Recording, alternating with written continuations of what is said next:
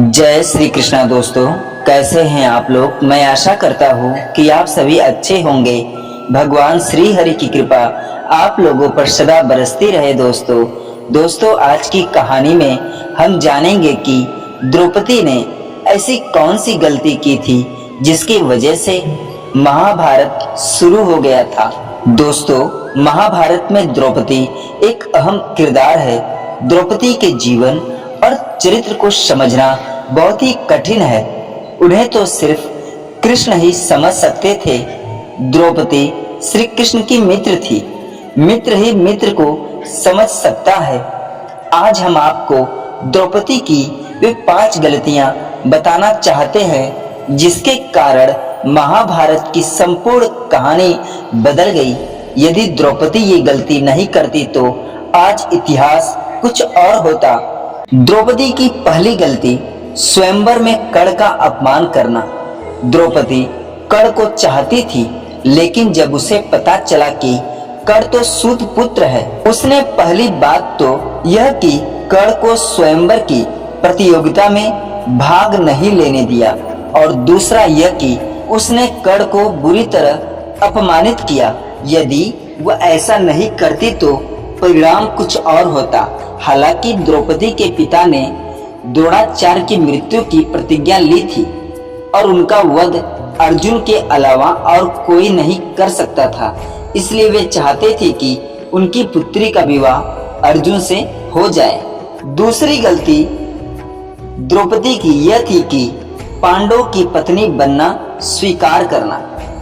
अर्जुन ने स्वयंवर की प्रतियोगिता को जीत लिया था, लेकिन किन्हीं भी परिस्थितियों में द्रौपदी यदि 5 पांडवों की पत्नी बनना स्वीकार नहीं करती तो आज इतिहास कुछ और होता। द्रौपदी कुंती के कहने या स्वयंवर के बाद युधिष्ठिर और वेद व्यास जी के कहने पर 5 से विवाह करना स्वीकार किया था। तीसरी गलती पांचाली की ये भी थी कि दुर्योधन का अपमान करना। द्रौपदी ने ही इंद्रप्रस्थ में युधिष्ठिर के राज्याभिषेक के समय दुर्योधन को कहा था, अंधे का पुत्र भी अंधा। बस यही बात दुर्योधन के दिल में तीर की तरह धस गई थी। यही कारण था कि युद्ध क्रीड़ा में उनसे शकुनी के साथ मिलकर पांडवों को द्रौपदी को दांव पर लगाने के लिए राजी किया था। धूत क्रीड़ा या जुए के इस खेल ने ही महाभारत के युद्ध की भूमिका लिख दी थी, जहां द्रौपदी का चीर हरण हुआ था। द्रौपदी की 5वीं गलती यह थी कि युद्ध के लिए प्रेरित करना। अपनी चीर हरण के बाद द्रौपदी ने पांडवों से कहा कि तुम यदि दुर्योधन और उनके भाइयों से मेरे अपमान का बदला नहीं लेते हो तो धिक्कार है। तुम्हें द्रौपदी ने पांडवों से कहा कि मेरे केस अब तब तक खुले रहेंगे जब तक कि दुर्योधन के खून से इन्हें धो नहीं जाता। तभी भीम ने कसम खाई कि मैं दुर्योधन की जांघ को गदा से तोड़ दूंगा और दुशासन की छाती को चीरकर उसका रक्तपान करूंगा। चीरहरण के दौरान कर्ण ने द्रौपदी को बचाने की जगह कहा, जो स्त्री 5 पतियों के साथ रह सकती है उसका क्या सम्मान। यह बात द्रौपदी को ठेस पहुंचा गई और वह हर समय अर्जुन को कर्ण से युद्ध करने के लिए उकसाती रही।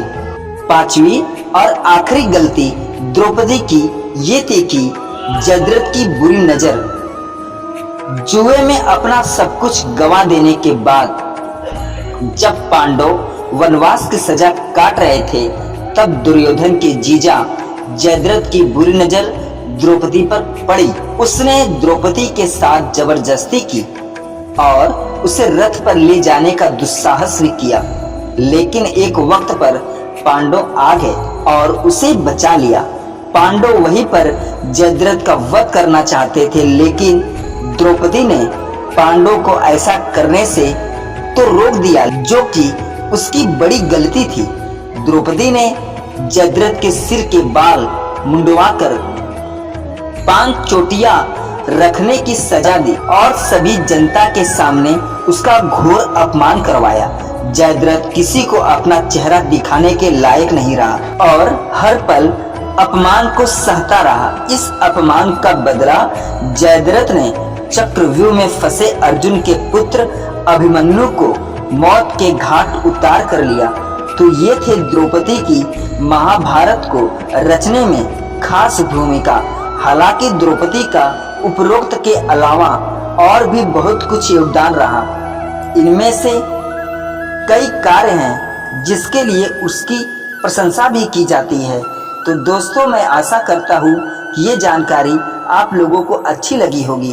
तो दोस्तों, अगर वीडियो अच्छी लगी हो तो कमेंट में जरूर बताइएगा और भगवान श्री कृष्ण के लिए चैनल को लाइक शेयर सब्सक्राइब जरूर करिएगा। पूरा वीडियो देखने और सुनने के लिए धन्यवाद दोस्तों।